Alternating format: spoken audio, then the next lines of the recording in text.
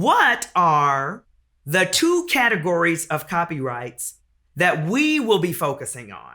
It's the musical works and the sound recordings that we care the most about in the music industry because that's how all of us make our money. It is so important. If you don't remember anything else, you have to remember the difference between a musical work and a sound recording because they are two different copyrights and they both have different rights associated with them.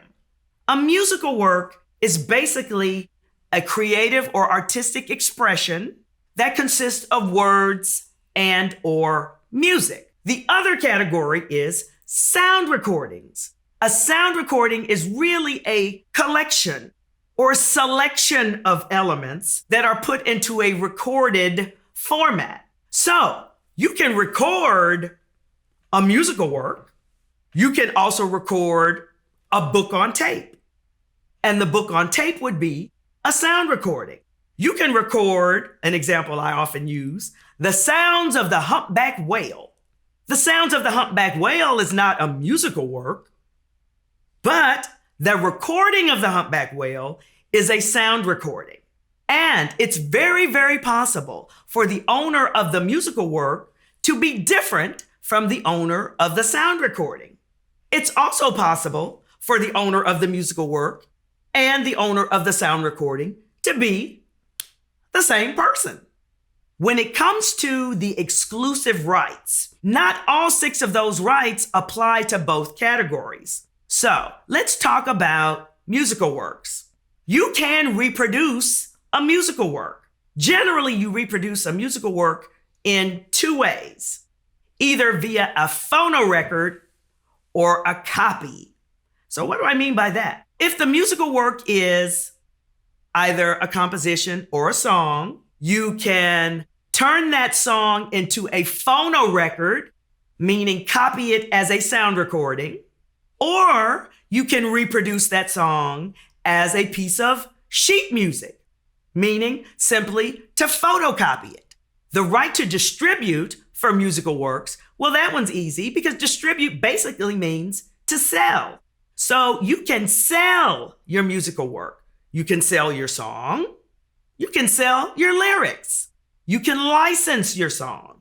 You can license your lyrics. The right to make derivatives for musical works, that is a very important right because most of the time when you create a musical work, a song, a composition, an instrumental, it's really important to you that you maintain the integrity of that work, which means you don't want people changing your lyrics or changing your melody or altering it in some way that you did not give them permission to do. And fortunately, because you own the copyright, no one can edit, alter, change, or adapt your musical work, your words, or your music without your permission.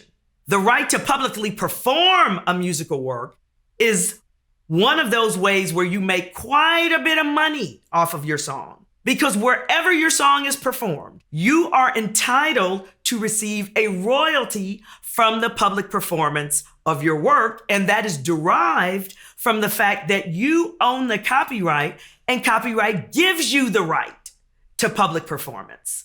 Same goes for the right to public display. It's kind of hard to display a musical work, except when it comes to the lyrics. That's right. It's also possible to display the music, like let's say if there were a piece of sheet music on a poster, that would be similar to display.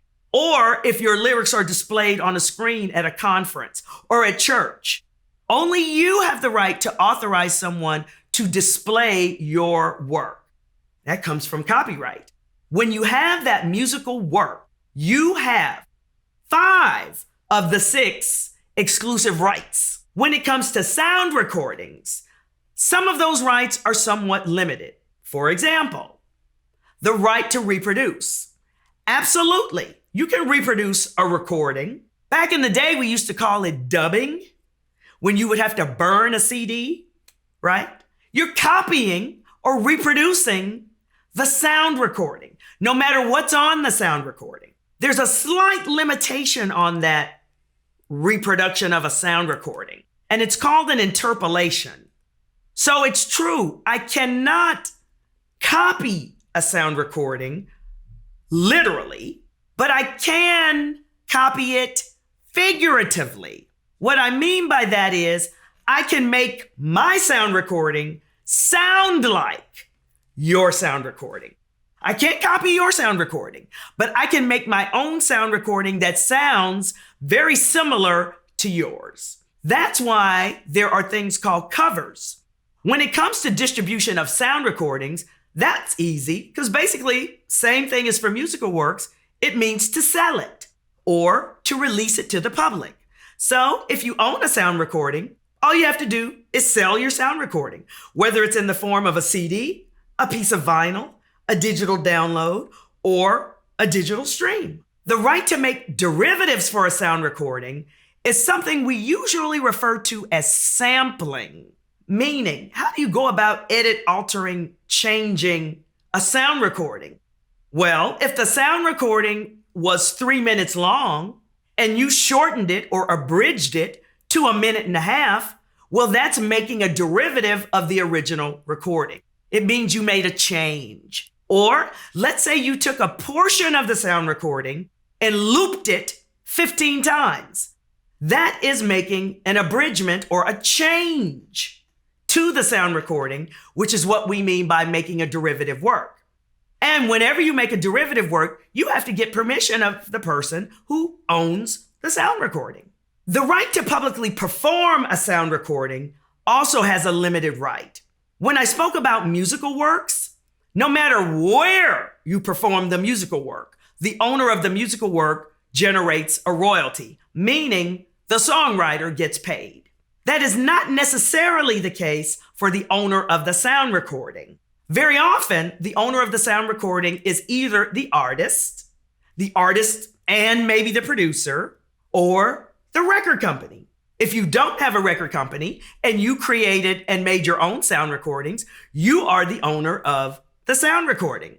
And your sound recording, unfortunately, does not generate a public performance royalty everywhere. Meaning, if your sound recording is performed on terrestrial radio, for example, a public performance royalty is not generated. It's only generated when your sound recording is performed digitally.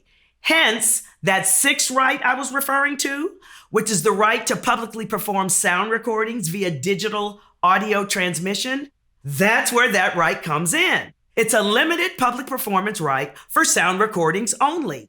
And it gives owners of sound recordings the right to collect a royalty for the public performance of their recordings. The right to public display doesn't apply to sound recordings at all. Although a musical work can be a sound recording doesn't necessarily have to be a musical work.